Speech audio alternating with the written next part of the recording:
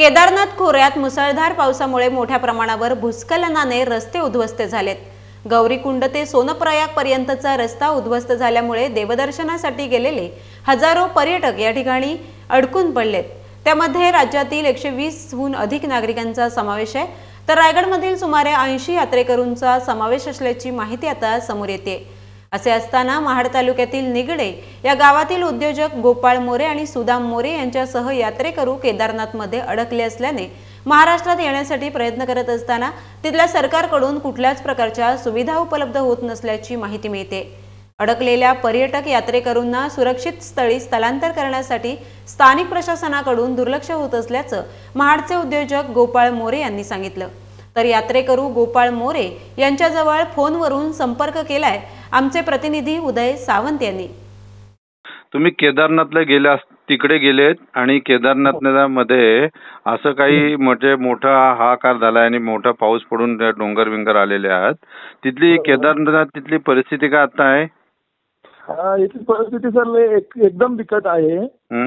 इथल्या जी वरती मंदिराचे लोक आहेत ती इथल्या 1200 लोक आहेत।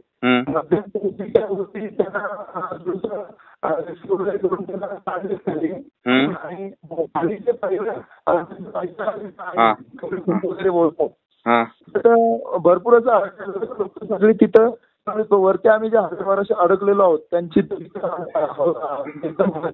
पण एक सांगा ना, आता तुमच्या बरोबर किती लोक आहात तुम्ही आणि अडकल्यात तिथे? आता येण्या जाण्याचा किंवा खाण्यापिण्याची काय व्यवस्था तिथल्या सरकारने केलेली आहे का? इथल्या सरकारचं म्हणजे एकदम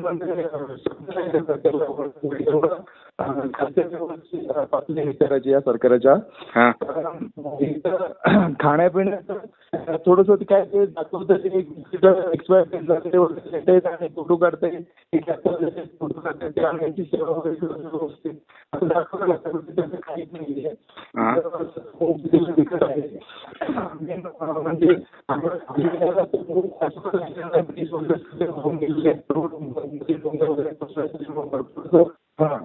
रोड वगैरे सगळे वाहून गेलेले आहेत। आणि लोक आमच्याकडे अडकलेले आहेत। मोरे आम्ही एका घरातलेच 2 जण आहोत आणि आमच्या बरोबर आमच्या ग्रुपमध्ये जी आलेली टीम 10 जणांची टीम होती आपल्या महाडमधूनच। त्यातल्या आम्ही 8 जणांना सेफ ठिकाणी आम्ही व्यवस्थित पोहोचवलेले आहेत। ओके। आणि आम्ही ज्या दिवशी वरती आलो की त्यांच्या काळजीपोटी ते लोक वरती येऊन थांबलेले आहेत ना। काळजीपोटी आलो तर आमच्या पुण्यामध्ये रात्री 8:45 8:30च्या दरम्यान मग तिथे आमच्या बरोबर वेगवेगळ्या राज्यातल्या गेली रेस्क्यू करून आम्ही 2 भाऊ आणि नाशिकचे 1-2 मुलं होती, आम्ही रेस्क्यू करून बरं, मी काय म्हणतो, तुम्हाला आता महाराष्ट्र सरकारकडनं काय मदत पाहिजे? महाराष्ट्र सरकार म्हणजे महाराष्ट्र सरकार म्हणजे एकनाथ शिंदे साहेब आहेत जे म्हणजे 2-2 वाजेपर्यंत राहण्याचं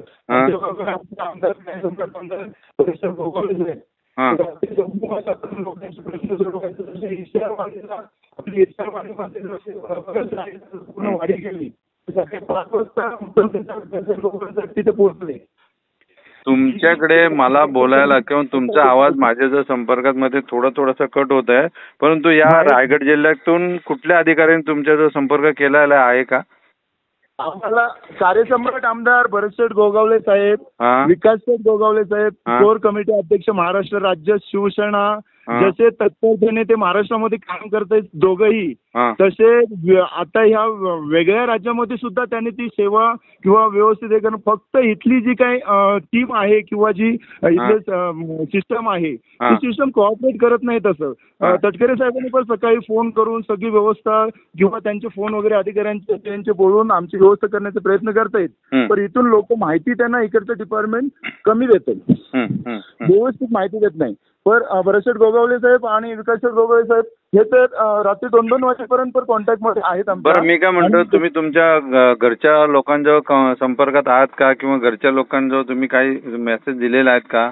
किंवा माझे कोकणच्या न्यूज चॅनल कडून तुम्हाला काय मेसेज घरच्या लोकांना द्यायचा आहे ते सांगा. नाही न्यूज कडून मेसेज म्हणजे थोडं साहेबांना पण साहेबांना पण सांगणं आहे थोडं आपल्या महाराष्ट्रातलं कोण येते व्यवस्थित लक्ष दिलं असतं.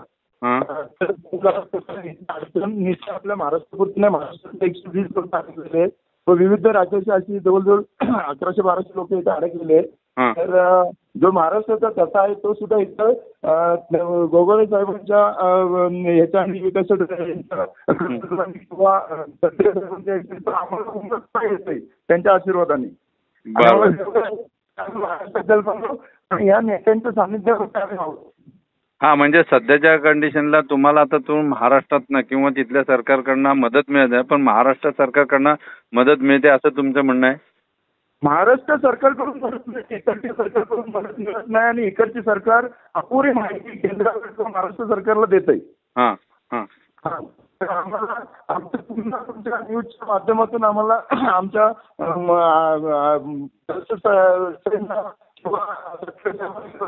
आणि सांगणं आहे की थोडंसं आणि 1-2 दिवस व्यवस्थित लक्ष देऊन आम्हाला याच्यातून बाहेर इथं जिथं आलं. धन्यवाद माझे कोकण जो बोलल्याबद्दल. धन्यवाद साहेब.